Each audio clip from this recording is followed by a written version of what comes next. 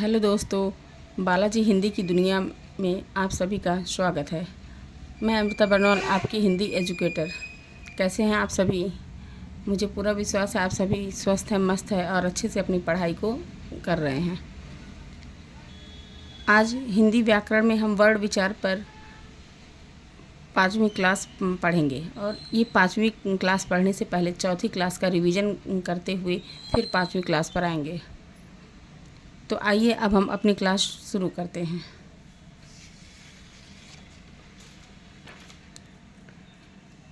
अनुनासिक, अनुस्वार, विसर्ग और अयोगवाह, आज हम इनके बारे में पहले जानेंगे। जी, इसको तो हमने कल पढ़ लिया था, लेकिन फिर एक बार इसका रिवीजन करते हुए आगे बढ़ेंगे। रिवीजन करने से एक फ़ायदा ये होगा कि आप सभी दोबारा से इसको पढ़ेंगे और ये आपके माइंड में अच्छे से सेट हो जाएगा।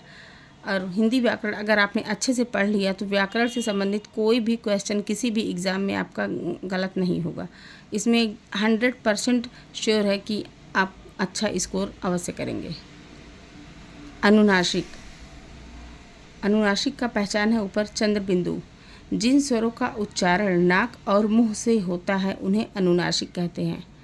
अनुनासिक स्वरों में उच्चारण जो है नाक और मुंह दोनों से होता है, जैसे दांत, आंगन, चाँद, गाँव आदि। ये वर्ड बोलते समय हम खुद फील कर रहे हैं कि हम जो ध्वनि है वो हमारे नाक और मुंह दोनों से बाहर निकल रही है। अनुस्वार, अनुस्वार की मात्रा ऊपर बिंदी है। अनुस्वार वर्णों के उच्चारण में श्वास केवल नाक से निकलता है। इसमें अनुनासिक में श्वास जो है मुंह और नाक दोनों से निकलता है, किंतु अनुस्वार में केवल नाक से निकलता है। यह स्वर के बाद आने वाला व्यंजन है। अनुस्वार स्वर के ऊपर आता है, जैसे कंकड़, शंग, गंगा, लंगूर। इन सभी में आप देख पा रहे हैं कि जो अनुस्वार की मात्रा है वो वर्ण के ऊपर लगी हुई है। विसर्ग, आहा, विसर्ग स्वर के पीछे आता है, अतः विसर्ग भी व्यंजन वर्ण है। विसर्ग क्या है? व्यंजन वर्ण है, क्योंकि यह स्वर के पीछे आता है। विसर्ग कंठ वर्ण भी है। विसर्ग का उच्चारण कंठ से होता है, जैसे दुह, प्रातः आदि। अयोगवाह, हिंदी वर्णमाला में अंग और विसर्ग को क्रमशः आ के साथ अंग आहा लिखा जाता है। यद्यपि परंपरानुसार इन्हें स्वरों के साथ रखा जाता है, किंतु ये स्वर ध्वनियाँ नहीं हैं। संस्कृत व्याकरण की परंपरा में इन्हें अयोगवाह कहते हैं। अयोगवाह, जैसा मैंने कल आपको समझाया था, आज फिर से बता दे रही हूँ। अयोगवाह उन वर्णों को कहा जाता है जो ना तो स्वर में जिनकी गणना होती है और ना ही व्यंजन में। ये दोनों के बीच की ध्वनियाँ हैं। ये वर्ण जो है दोनों के बीच में आते हैं। स्वर के बाद आता है, सभी स्वरों के बाद आ से लेकर औ तक सभी स्वर हैं। उसके बाद ये अंग और आहा आता है और व्यंजन शुरू होने से पहले ये आता है। इसीलिए इनको अयोगवाह कहा जाता है, क्योंकि इनका किसी के साथ योग नहीं है, ना तो स्वर के साथ और ना ही व्यंजन के साथ। व्यंजन, जिन ध्वनियों के उच्चारण में वायु रुकावट के साथ मुंह के बाहर आती है उन्हें व्यंजन कहते हैं। अर्थात वायु जो है फर्राटे के साथ मुंह से बाहर ना निकलकर रुकावट के साथ बाहर निकलती है। व्यंजनों के स्पष्ट उच्चारण में स्वरों की सहायता लेनी पड़ती है। स्वतंत्र व्यंजनों को केवल लिखा जा सकता है, किंतु उनका उच्चारण संभव नहीं है। किशोरीदास वाजपेयी के अनुसार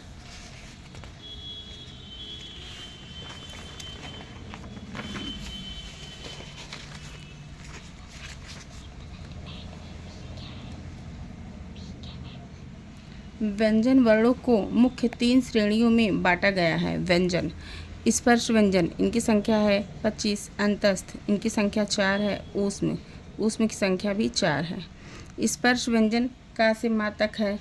अंतस्थ व्यंजन य, र, ल, व है और ऊष्म व्यंजन श, श, श और हा है। इस प्रकार यहाँ पूरे जो हिंदी वर्णमाला में मूल 33 स्वर हैं वो यहाँ पर क्लियर हो गए। स्वर और व्यंजन दोनों के वर्गीकरण को निम्नांकित तालिका द्वारा समझा जा सकता है। स्वर 11, स्पर्श व्यंजन 25, अंतस्थ व्यंजन 4, ऊष्म व्यंजन 4, अयोगवाह 2, द्विगुण ड़ और ढ 2, संयुक्त व्यंजन 4, छत्रज्ञाश्र, विशिष्ट व्यंजन 1। ये विशिष्ट व्यंजन अभी हाल ही में हिंदी वर्णमाला में जुड़ा है। इस प्रकार कुल हिंदी वर्णमाला में 53 वर्ण हैं। उच्चारण स्थान तालिका। अब हम यहाँ देखेंगे कि किस वर्ण का उच्चारण मुख में किस स्थान से होता है। कंठ, कंठ से क, ख, ग, घ, ङ, अ, ह और अह का उच्चारण होता है। तालव्य से च, छ, ज, झ, य, श, ई का उच्चारण होता है। मूर्धा से ट, ठ, ड, ढ, ण, ढ, श, र और री का उच्चारण होता है। दंत से त, थ, द, ध, न, ल और श का उच्चारण होता है। वर्त से अर्थात दंत मूल से न, स, ज, र और ला का उच्चारण होता है। ओष्ठ से प, फ, ब, भ, म, उ का उच्चारण होता है। दंत ओष्ठ से व, फ का उच्चारण होता है। स्वर यंत्रीय से ह का उच्चारण होता है। कंठ तालु से ऐ का उच्चारण होता है। कंठोष्ठ से ओ, औ का उच्चारण होता है। नासिक से अर्थात नाक से सभी वर्ग के अंतिम अक्षर का उच्चारण होता है, जैसे ङ, ञ, ण, न, म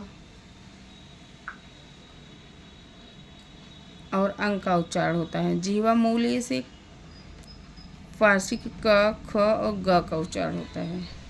अब हम आगे 5वीं क्लास शुरू करते हैं। प्रयत्न के आधार पर व्यंजन ध्वनियों का वर्गीकरण 3 प्रकार से किया जाता है। स्वर तंत्री में श्वास का कंपन के आधार पर, श्वास प्राण की मात्रा के आधार पर और जिह्वा अर्थात जीभ या अन्य अवयवों द्वारा श्वास का अवरोध रुकावट के आधार पर। स्वर तंत्री में श्वास के कंपन के आधार पर व्यंजन वर्णों के 2 भेद होते हैं, अघोष और सघोष। अघोष, जिन व्यंजन ध्वनियों के उच्चारण में स्वर तंत्रियों में कंपन नहीं होता उन्हें अघोष कहते हैं। हिंदी की अघोष ध्वनियाँ निम्नांकित हैं। इसको एक ट्रिक क, ख, च, छ, ट, ठ, त, थ, प, फ तथा फ, श। इसको एक ट्रिक के माध्यम से हम समझ सकते हैं कि सभी वर्ग के जो हिंदी में स्पर्श व्यंजन के 5 वर्ग है, सभी वर्ग का पहला दूसरा अक्षर और फ, श ये इतने जो है अघोष में आते हैं। सघोष, जिन ध्वनियों के उच्चारण में स्वर तंत्रियों में कंपन होता है उनको सघोष कहते हैं। हिंदी के सघोष व्यंजन हैं वर्ग के तीसरे, चौथे और 5वें व्यंजन, अर्थात जो स्पर्श व्यंजन है उनका जो है तीसरा, चौथा और 5वां वर्ण, जैसे ग, घ, ङ, ज, झ, ञ, ड, ढ, ड़, द, ध, न, ब, भ, म, ण, ढ, ज तथा य, र, ल, व और ह, ये इतने जो है सघोष व्यंजन हैं। इसके अतिरिक्त सभी स्वर सघोष होते हैं। इस पॉइंट को आप अंडरलाइन कीजिए और नोट करिए कि सभी स्वर जो होते हैं वे सघोष होते हैं। दूसरा, श्वास प्राण की मात्रा के आधार पर। इस आधार पर व्यंजनों के 2 भेद होते हैं, अल्प प्राण व्यंजन और महाप्राण व्यंजन। पहला, अल्प प्राण। अल्प मतलब होता है थोड़ा। जिन ध्वनियों के उच्चारण में श्वास वायु की मात्रा कम होती है उन्हें अल्प प्राण कहते हैं, जैसे क, ग, ङ, च, झ, ञ आदि।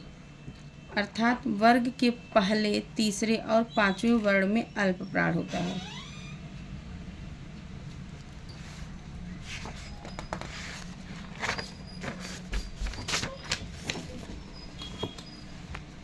महाप्राण, जिन ध्वनियों के उच्चारण में श्वास वायु की मात्रा अधिक होती है उन्हें महाप्राण कहते हैं।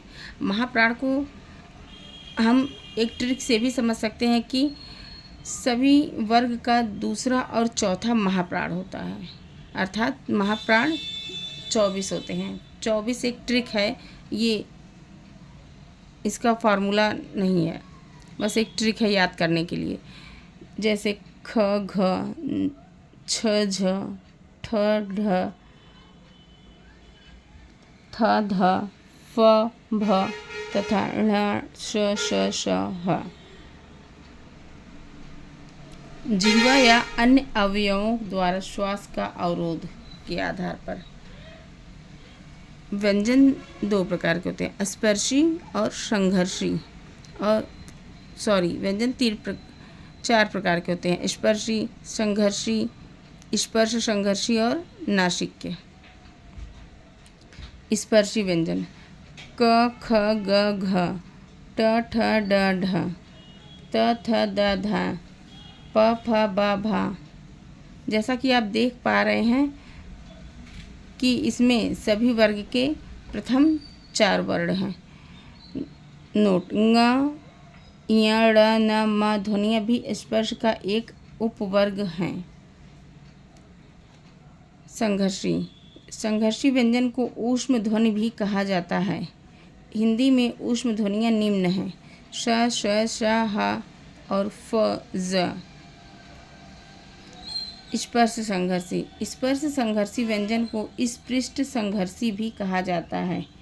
इसको आप नोट करिए कि स्पर्श संघर्षी को स्पृष्ट संघर्षी भी कहा जाता है। जैसे च छ ज झ ही, ये 4 ध्वनियाँ जो हैं वो स्पर्श संघर्षी व्यंजन की श्रेणी में आती हैं। नासिक्य, नाक से उच्चारण होने वाले वर्ण ङ य ड़ न म। अंतस्थ व्यंजन य र ल व। अनेक विद्वान अंतस्थ व्यंजनों का विभाजन निम्न प्रकार करते हैं। जैसे लुंठित या प्रकंपित व्यंजन में र आ जाता है। पार्श्विक व्यंजन यानी बगल वाले व्यंजन में ला आ जाता है। अर्धस्वर संघर्षहीन या और वा है। इस प्रकार यहाँ आज हमारी 5वीं क्लास हुई कंप्लीट। आज की क्लास आपको दोस्तों कैसी लगी? लाइक, शेयर और सब्सक्राइब ज़रूर से करके हमें आप बताइएगा। मिलते हैं नेक्स्ट क्लास में, तब तक के लिए नमस्कार।